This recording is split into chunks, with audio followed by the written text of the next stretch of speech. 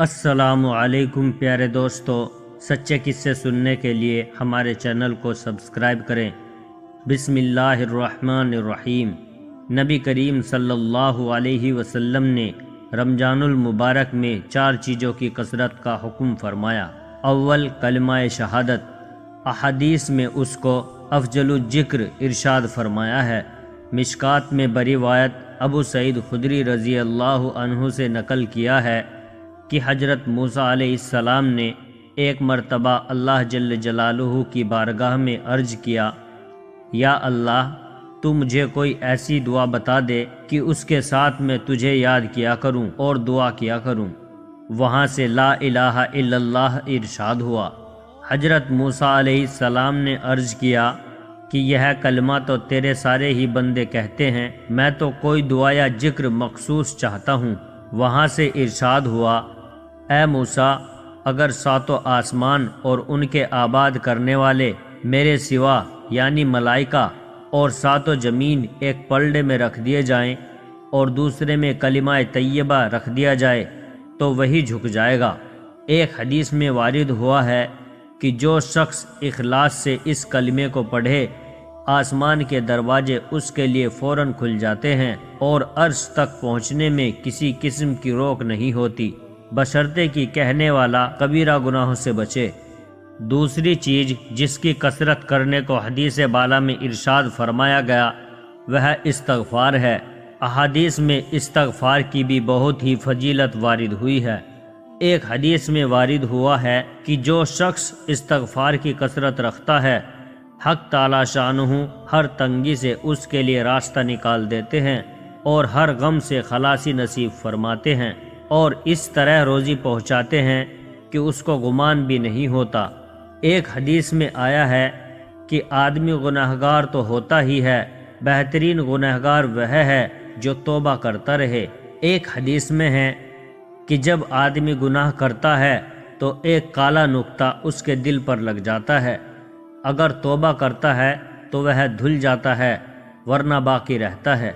اس کے بعد حضور صلی اللہ علیہ وسلم نے 2 چیزوں کے مانگنے کا امر فرمایا ہے جن کے بغیر چارہ ہی نہیں، جنت کی چاہت اور دوزخ سے پناہ۔ حضرت ابو ہریرہ رضی اللہ عنہ نے حضور اکرم صلی اللہ علیہ وسلم سے نقل کیا کہ میری امت کو رمضان شریف کے بارے میں 5 چیزیں مخصوص طور پر دی گئی جو پہلی امت کو نہیں ملی ہے۔ نمبر 1 یہ ہے کہ ان کے منہ کی بدبو اللہ کے نزدیک مشک سے زیادہ پسندیدہ ہے، یعنی روزے دار کی منہ کی بدبو جو بھوک کی حالت میں ہو جاتی ہے، حق تعالی شانہ کے نزدیک مشک سے بھی زیادہ پسندیدہ ہے۔ حق تعالی شانہ آخرت میں اس بدبو کا بدلہ اور ثواب خوشبو سے عطا فرمائیں گے جو مشک سے زیادہ عمدہ اور دماغ پرور ہوگی، اور قیامت میں جب قبروں سے اٹھیں گے تو یہ علامت ہوگی کہ روزے دار کے منہ سے ایک خوشبو جو مشک سے بھی بہترین ہوگی وہ آئے گی۔ روزے دار کے منہ کی بدبو دنیا ہی میں اللہ کے نزدیک اس بو کی قدر مشک کی خوشبو سے زیادہ پسندیدہ ہے۔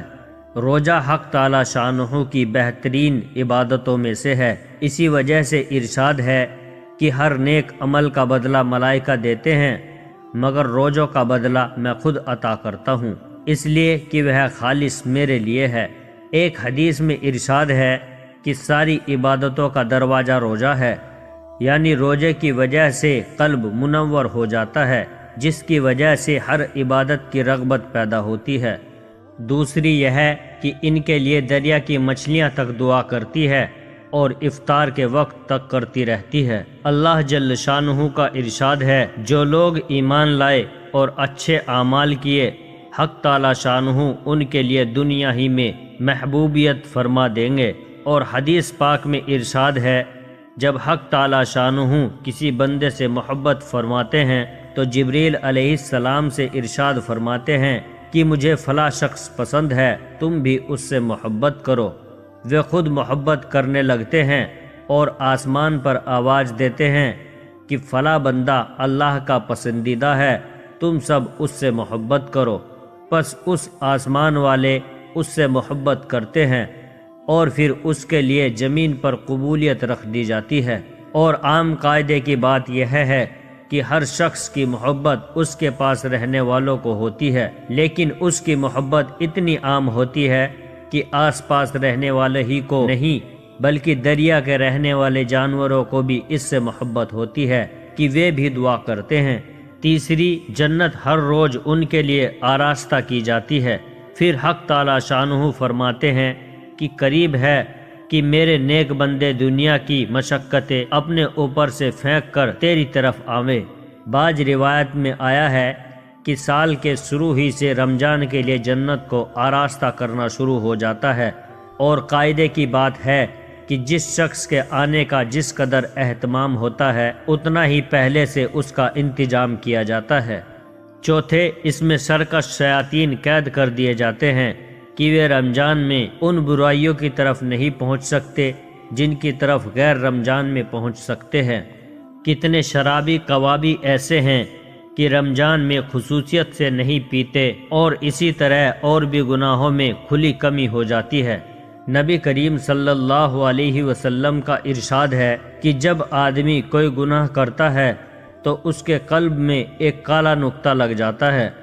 اگر وہ سچی توبہ کر لیتا ہے تو وہ دھل جاتا ہے، ورنہ لگا رہتا ہے، اور اگر دوسری مرتبہ گناہ کرتا ہے تو دوسرا نقطہ لگ جاتا ہے، حتیٰ کہ اس کا قلب بالکل سیاہ ہو جاتا ہے، پھر خیر کی بات اس کے قلب تک نہیں پہنچتی۔